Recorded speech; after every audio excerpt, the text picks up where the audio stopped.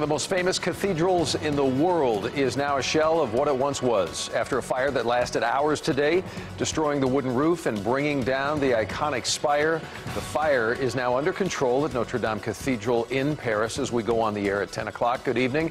I'm Doug Dunbar. Thanks for being with us. This was an intense fire without question, and it was a tough one for the Paris Fire Brigade. One firefighter seriously hurt. Tonight, it is believed that the fire may have started as the result of the renovation project that was underway. This was on the upper levels of that 8th-century-old cathedral. And from these new pictures we get in tonight, inside the cathedral, it does appear there are some salvageable pieces inside. There is a cross. There are some sculptures that do remain intact. And part of the ceiling, if you look, even looks like it's still in place, but other sections of the ceiling were still burning, actually, when these photographs were taken. And take a look at the difference here. The picture on the left shows what the cathedral looked like only hours before the fire started. On the right, after most of the damage has been done. Much of the art that was inside could be moved out, pulled out of that cathedral before the fire got too intense. It was a rush to do it. And the two bell towers, two of the most iconic parts of the cathedral's architecture, appear to have survived. A fast-moving fire reduced much of Paris's Notre Dame Cathedral to ashes on Monday, but tonight the landmark is still standing. The flames were first spotted near the top of the building today. They quickly spread across the roof and the upper structures and eventually engulfed the iconic spire. After it collapsed, firefighters feared the 800-year-old cathedral would be destroyed. Officials later said its walls and two main towers have now been saved. Most of the interior is believed to have been gutted, but not before some of the precious artwork inside was removed. Crowds of Parisians and tourists gathered to watch the disaster as it unfolded. Some prayed, others sang hymns. Notre Dame is not just a building, it's the beating heart of Paris. Among those at the scene of the fire was French President Emmanuel Macron.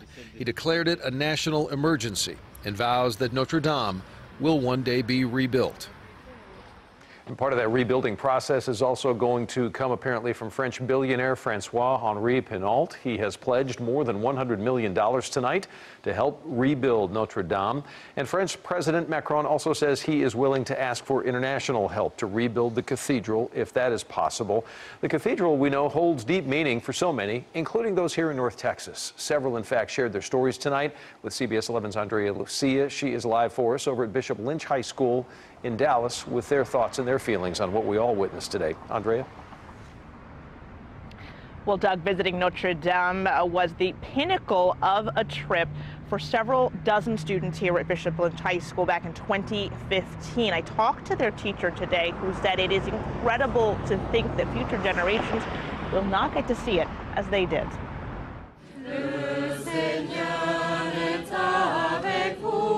In the streets of Paris, people began to sing,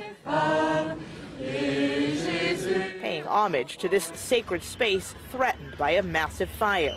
It feels like Notre Dame was a living structure in many ways. It was. 4 years ago, the Bishop Lynch High School choir from Dallas performed inside the cathedral. Choir director Kathleen Leos remembers the impression it left on students. I remember a student talking to me about how she felt, realizing that she was now part of Notre Dame and the history of music in the cathedral. It's a life-changing experience. That's the facade. Father Tom Clorty from Prince of Peace Catholic Church in Dallas took these pictures when he visited Notre Dame 2 weeks ago. This is how it looks now. This is where 8.5 centuries of people who have, proclaimed the faith as Catholics. This is one of the lead hallmarks of our church buildings, and to see that going up in flames, it's very heartbreaking, very heartbreaking. This video comes from Eric Ligon, an associate dean at the University of North Texas, who is in Paris for his wedding anniversary. We spoke to him over the phone about witnessing the cathedral burn. It's incredibly somber. I mean, there were people crying as we watched the fire, and the crowd just grew denser and denser and denser. The one moment, he said, devastated spectators. When the spire came down, a cry went up from the crowd.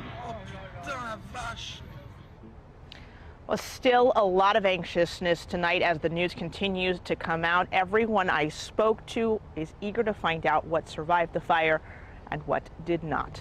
Reporting live here in Dallas, Andrea Lucia, CBS 11 News. All of us included. Andrea.